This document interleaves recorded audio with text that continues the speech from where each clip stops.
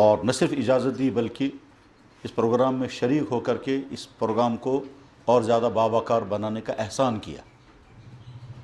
اور جن نوجوان طلباء نے اس پروگرام کو ارینج کیا ان کا بھی شکر گزار ہوں، اور آپ تمام نوجوان بھائیوں کا بھی شکر گزار ہوں.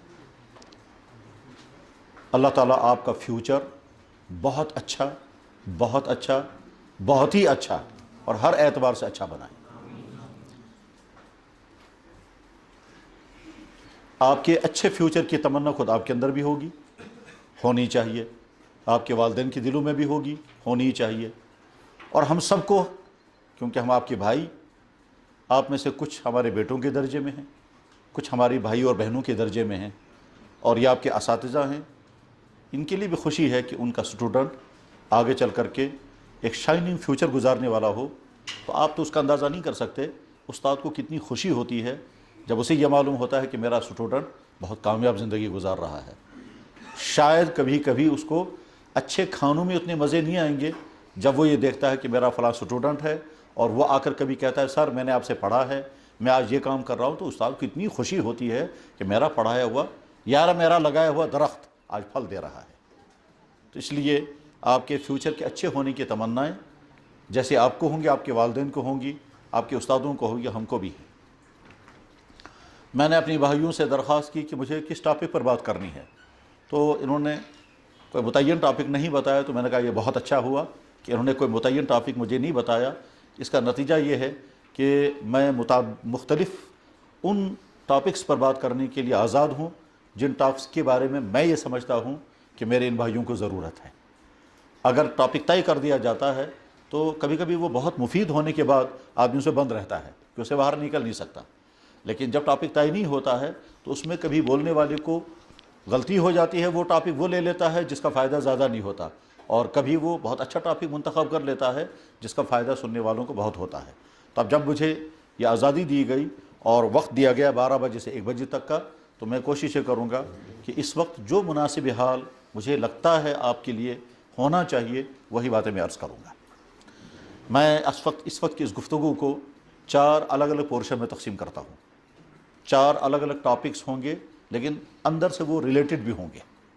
اس میں سے پہلا ٹاپک بہت دلچسپ ہے، اور وہ دلچسپ اس معنی کر ہے کہ میں نے ابھی پروفیسر شوکت صاحب سے کہا کہ مجھے اجازت دیں کہ میں یہ پھول کا گملہ وہاں لے جاؤں. تو وہ تعجب میں پڑ گئے اور کہا شوق سے.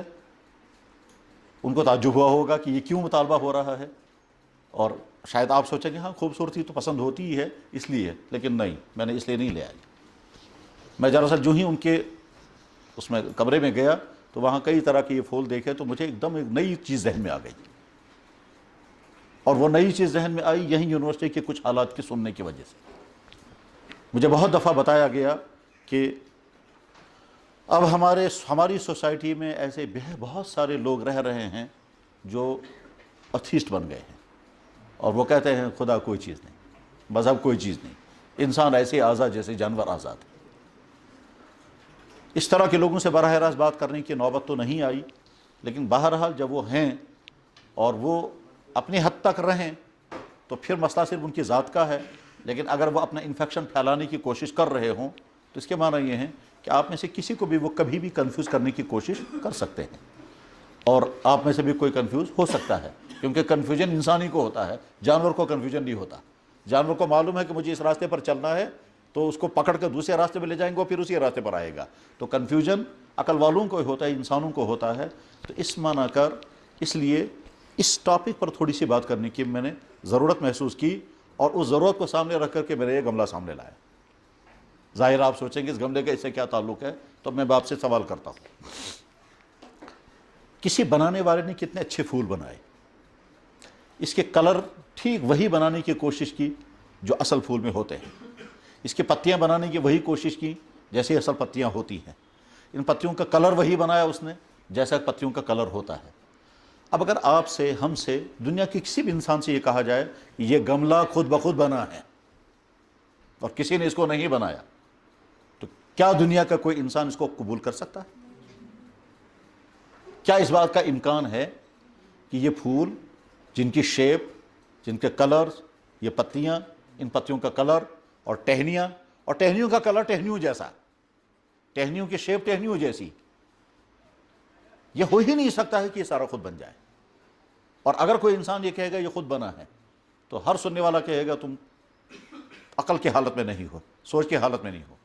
اب سوال یہ ہے، جو لوگ کہتے ہیں خدا نہیں ہے، ان سے سوال یہ ہے جس پھول کی یہ نقل کی گئی ہے یہ جب خود نہیں بنا تو جو اصل پھول ہے وہ خود کیسے بنا؟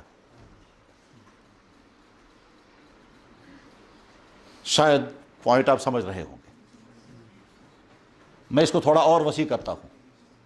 دنیا میں انسان اسٹیچو کی شکل میں بھی، پینٹنگ کی شکل میں بھی، فوٹوگرافی کی شکل میں بھی، ان تینوں شکلوں میں انسان، سکائی، زمین، پہاڑ، جانور، پرندے، انسان، اچھے سین، پھول، درخت، جھرنے، پہاڑیاں، ان تمام چیزوں کے سین بنتے ہیں۔ اسٹیچو کی شکل میں بھی بنائے جا سکتے ہیں، پینٹنگ کی شکل میں بھی ہو سکتے ہیں، اور فوٹوگرافی بھی ہوتی ہے۔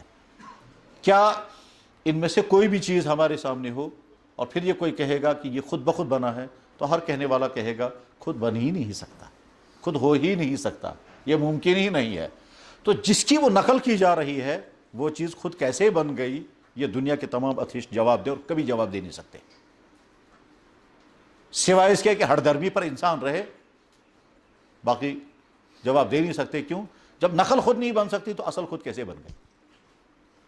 ہم میں سے کوئی انسان کسی جنگل میں پہنچے ٹریکنگ کے لیے، اور وہاں ہم نے جھونپڑی دیکھی، اس جھونپڑی کے اندر مان لیجئے بسکٹ کے کور بھی پائے، ہم نے وہاں کیلے کے چھلکے بھی پائے، ہم نے وہاں ٹوٹا پھوٹا بسترا سا بھی دیکھا، تو ہم میں سے ہر شخص سمجھے گا کوئی رہا ہے جس نے یہ جھونپڑی بنائی، کچھ لوگ رہے ہیں جو یہاں رہے ہوں گے، انہوں نے وہاں بسکٹ کھائے ہیں، وہاں مان لیجئے کولڈ ڈرنک کی بوتلیں بھی پڑی ہوئی ہیں، ہم کہیں گے ہاں کچھ لوگ رہے ہوں گے، ہاں ان کے ساتھ کولڈ ڈرنک کی بوتلیں بھی رہی ہے، یا پانی پینے کی بوتلیں رہی ہیں، بسلری بوتلیں رہی ہیں، اور کیلے کے چھلکے، اس کا مطلب انہوں نے کیلے بھی کھائے ہوں گے، اور ساتھ میں اگر قریب میں کہیں گوبر پڑا ہوا ہوگا تو ہم صاحب یہ بھی سمجھیں گے کہ کوئی نہ کوئی جانور آہا ہے جو اس جھونپڑی میں پہنچا ہوگا۔ جنگلوں میں جب بارش ہوتی ہے تو وہاں جو جانور چرنے کے لیے ہوتے ہیں وہ جھونپڑیوں میں جاتے ہیں، گفاؤں میں جاتے ہیں، غاروں میں بیٹھتے ہیں، اور وہاں گوبر بھی پڑا ہوا ہوتا ہے، اور بھیڑ بکریوں کی مینگنیاں بھی پڑی ہوئی ہوتی ہیں۔ ان تمام چیزوں کو دیکھ کر انسان کیا سمجھے گا؟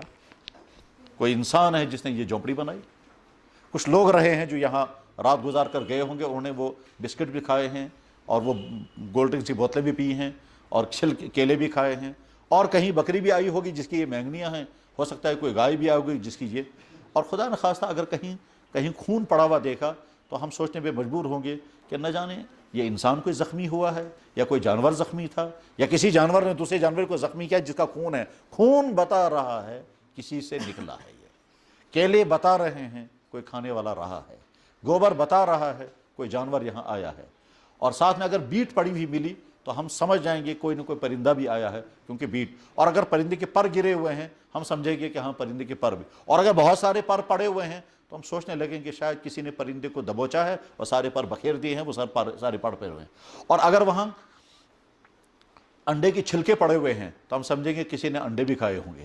یہ ساری علامتیں کیا بتا رہی ہیں؟ ان لوگوں کو جن کو ہم نے دیکھا نہیں، اور ہم سب ان کو ماننے کو تیار ہیں۔ اب اس دنیا میں آسمان، زمین، چاند، سورج، ستارے، زمینیں، وہ ساری چیزیں اگل رہی ہیں جس کی انسانوں کو ضرورت ہے۔ انسانوں کو غذا کی ضرورت ہے، زمین غذا اگل رہی ہے۔ انسانوں کو پھلوں کی ضرورت ہے، زمین سے پھل پیدا ہو رہے ہیں۔ انسانوں کو مکانوں کی ضرورت ہے، مکان لکڑی سے بنتے ہیں، پتھر سے بنتے ہیں، مٹی سے بنتے ہیں۔ زمین درخت اگاتی ہے، درختوں سے لکڑیاں بنتی ہیں، اور لکڑی آگے ہمارے مکانوں کے کام آتی ہے۔ انسانوں کو کپڑوں کی ضرورت ہے، زمین کپاس اگاتی ہے، اس سے کاٹن بنتا ہے، کاٹن سے کپڑے بنتے ہیں۔ دنیا میں انسان جانوروں سے فائدے اٹھاتا ہے، لیکن جانور تب زندہ رہ سکے گا جب اس کو کھانا ملے گا، اور اس کا کھانا گھاس ہے، اور وہ گھاس زمین اگا دیتی ہے۔ زمین گھاس اگاتی ہے، وہ جانور کھاتے ہیں، جانور ہمیں دودھ دیتے ہیں، گوشت دیتے ہیں، گوبر دیتے ہیں، کھاد دیتے ہیں، اون دیتے ہیں، سواریاں دیتے ہیں، اور نہ جانے کیا کیا فائدے ہم جانوروں سے اٹھا رہے ہیں۔ حتیٰ کہ جانوروں سے کولاجن اور جیلاٹین آتا ہے، اور جیلاٹین تقریباً 500 دوائیوں میں استعمال ہو رہا ہے۔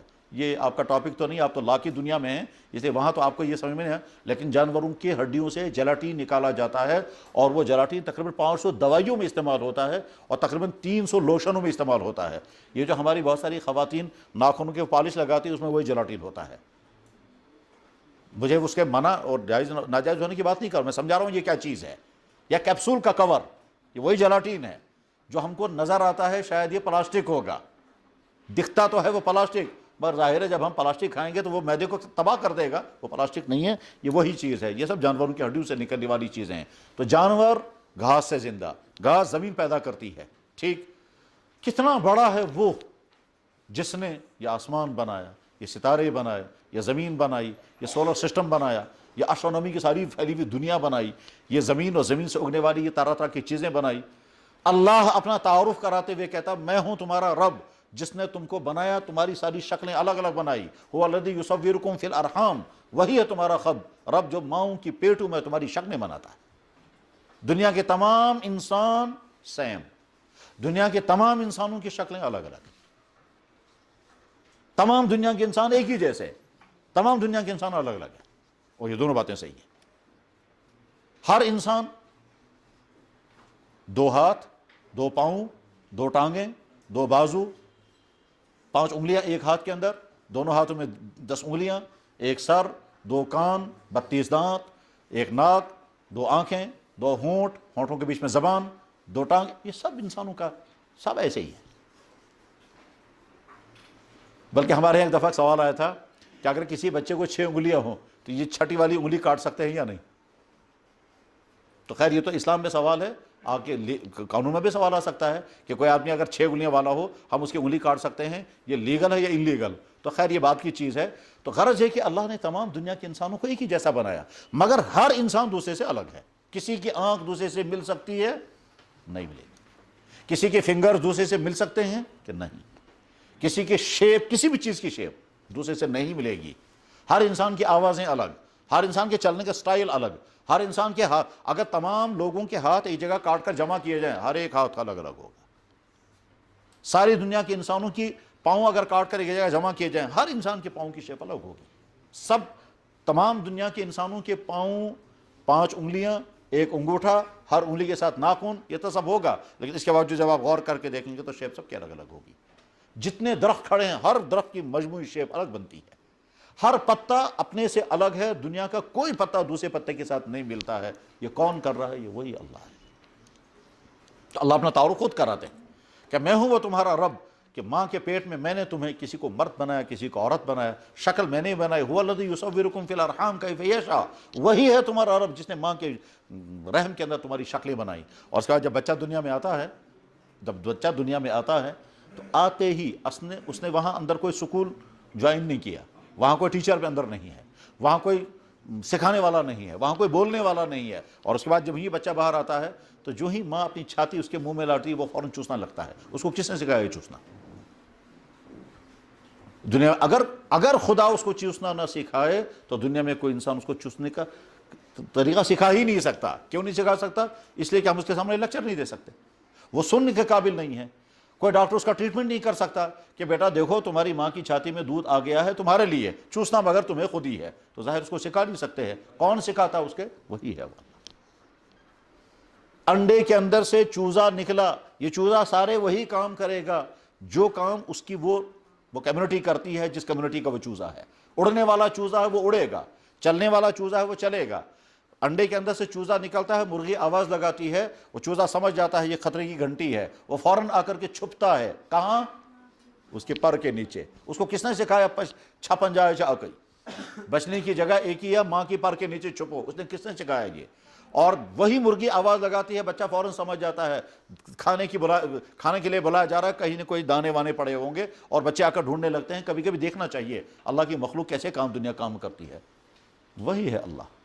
تو اس لیے اگر خدا نخواستہ اس طرح کا سامنا آپ کو کرنا پڑے کیونکہ آپ کو کنفیوز کرنے لگے گا تو آپ آنکھ بند کر کے کہیے یہ کائنات خود نہیں بنی، ہم خود نہیں بنے، ہم کو ہمارا پیدا کرنے والا ایک اللہ ہے.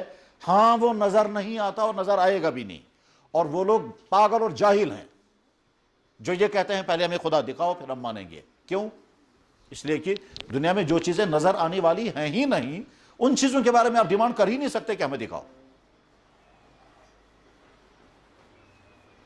آپ مجھ سے سوال کریں گے کہ تم زندہ ہو؟ میں کہوں گا جی ہاں زندہ. آپ کہیں گے زندہ ہوتا ہے انسان روح سے، اپنی روح پہلے دکھاؤ پھر ہم مانیں گے زندہ ہے. میں اپنی روح نہیں دکھا سکتا. میں آپ سے کہوں گا آپ سمجھدار ہیں کیا؟ بالکل سمجھدار ہیں. آپ عقل مند ہیں کہ ہاں جی ہاں بالکل عقل مند ہے. کتنی عقل مند ہیں؟ آپ کہہ سکتے ہیں بہت اچھی عقل میرے پاس ہے. میں کہوں گا پہلے اپنی عقل مجھے دکھائیے پھر میں آپ کو عقل مند مانوں گا. آپ کہیں گے وہ عقل دکھانے والی چیز نہیں ہے. مان لیجئے ہم کو بھوک لگی ہے، پیاس لگی ہے، اور میں آپ سے کہوں گا صاحب مجھے بھوک لگی ہے، اور آپ مجھ سے مطالبہ کریں گے پہلے بھوک دکھائیے پھر ہم مانیں گے، تو میں کہوں گا صاحب آپ کسی پاگلوں کی دنیا میں رہتے ہیں. بھوک نظر آنے والی چیز نہیں ہے. دنیا میں جو چیز نظر آ ہی نہیں سکتی اس کے بارے میں ڈیمانڈ کرنا ہمیں دکھائیے سوال ہی غلط ہے. بے شمار چیزیں آپ کو دیکھے بغیر ماننی ہیں، اس کے بغیر چارہ ہی نہیں ہے. ہر انسان کی باڈی میں کیلشیم ہیں، دیکھے کسی نے نہیں. باڈیوں ہر انسان بلکہ مخلوقات کے اندر وٹامنز ہیں کہ جی ہاں ہیں. تو کھول کے دکھا. پھلوں میں وٹامنز ہیں، ذرا نکال کے دکھائیے وہ وٹامنز ہیں کہاں؟ کیسا؟ دھوپ کے اندر وٹامن ڈی ہے، آپ اس کو صرف فیل تو کر سکتے ہیں، لیکن وٹامن ڈی الگ پکڑ کر کے یہ ہے وہ وٹامن، وہ نہیں دکھا سکتے. فین چل رہا ہے، اس کے پیچھے پاور آ رہا ہے. ہم تار تو دیکھ سکتے ہیں، پاور نظر نہیں آ سکتا. اگر آپ کہیں گے صاحب پاور میں تب مانوں گے جب پاور آپ مجھے دکھا دیں گے. ہم کہیں گے پاور دکھانے والی چیز نہیں ہے. اگر آپ نہیں ماننا چاہتے ہیں تو ایک راستہ ہے، تار کھول کر کے ہاتھ لگا کے دیکھ لیجئے، پھر پتا چلے گا آپ ہے کہ نہیں.